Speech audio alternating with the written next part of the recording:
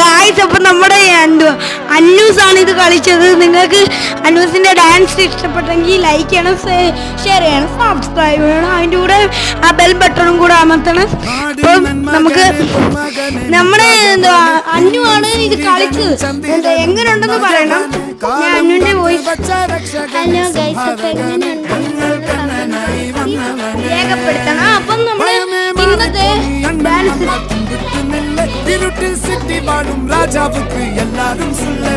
അന്നൂസിന്റെ ചാനലിൽ പോയി കേട്ടോ. അപ്പം അതും കൂടെ എല്ലാവരും സബ്സ്ക്രൈബ് ചെയ്യണം കേട്ടോ.